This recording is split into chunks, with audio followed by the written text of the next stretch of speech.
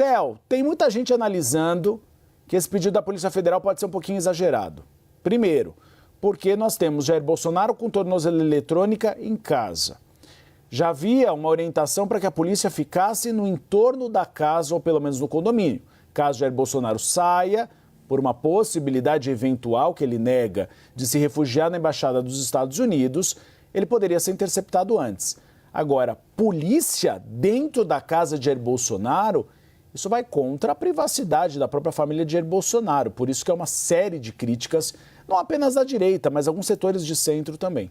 Sem dúvida, Uribe. De fato, pegou todo mundo de surpresa. Você vai lembrar do histórico. Lindbergh Farias, líder do Partido dos Trabalhadores na Câmara, que tem acionado o Supremo Tribunal Federal com uma frequência muito grande, pedindo medidas e ações contra o ex-presidente da República, Jair Bolsonaro. Já pediu prisão preventiva dele, enfim, uma série de pedidos. Na linha do que, inclusive, Randolfo Rodrigues, você vai se lembrar, fazia durante o governo de Jair Bolsonaro, acionando o Supremo, pedindo coisa. Quando não ganhava politicamente, acionava o Supremo para tentar reverter decisões que não eram favoráveis à oposição ao governo de Jair Bolsonaro. Segue na mesma linha, mas acionando o Supremo pontualmente Lindbergh Farias contra o ex-presidente Bolsonaro. Pediu um reforço no policiamento em torno da casa dele. Moraes mandou a bola para a Polícia Federal. A Polícia Federal concordou. Moraes mandou a bola para a Procuradoria-Geral da República, que concordou, e o ministro ontem toma essa decisão.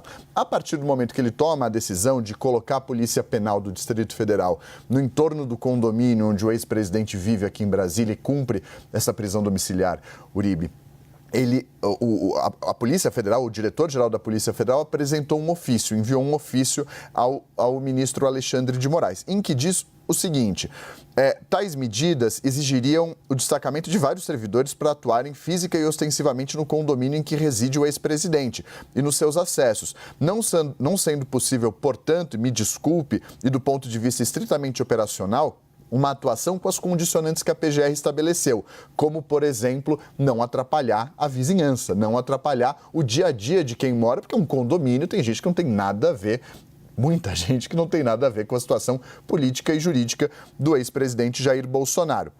E aí diz Andrei: referida a ação, para garantir eficácia, demandaria uma fiscalização minuciosa, por exemplo, de todos os veículos que saíssem do condomínio, o que poderia gerar um grande desconforto em contrassenso ao que propõe a PGR. E aí ele sugere, como alternativa a essa medida e maneira de garantir a efetividade da medida, que é a manutenção da prisão domiciliar, seria imperiosa a determinação para uma equipe de policiais permanecer 24 horas dentro da residência, no interior da residência, como há precedentes. E cita um precedente de um ex-juiz que ficou preso em casa, custodiado pela Polícia Federal. É um caso muito polêmico. É o caso do juiz Lalau? Do juiz Nicolau, exatamente, Nicolau Santos Neto. Foi esse o precedente mencionado pelo diretor-geral da Polícia Federal. Obviamente, incomodou e muito a defesa do ex-presidente, diz que é um constrangimento. E aí, o que tem nesse contexto? Lindbergh aponta um risco de fuga. Esse risco de fuga não é tão embasado, não é tão fundamentado. Menciona, por exemplo, a possibilidade de um risco de fuga para a Embaixada dos Estados Unidos. Obviamente, a Embaixada dos Estados Unidos tem criticado muito a atuação do Supremo, do ministro Alexandre de Moraes, mas ainda não houve nenhum fato que indicasse uma possibilidade de fuga até esse momento, pelo menos de acordo com as investigações da Polícia Federal e dos pareceres da Procuradoria-Geral da República. Tanto que chama atenção, Uribe, que o próprio ministro Alexandre de Moraes dá um indicativo na decisão anterior a essa dele de ontem, que as medidas até agora impostas a Bolsonaro são suficientes. Então, vamos ver como que a Procuradoria-Geral da República vai se manifestar. A PGR que tem um prazo aí para apresentar esse parecer, e aí cabe ao ministro Alexandre de Moraes tomar essa decisão. Lembrando que a gente está a 6 dias do início do julgamento do ex-presidente Bolsonaro.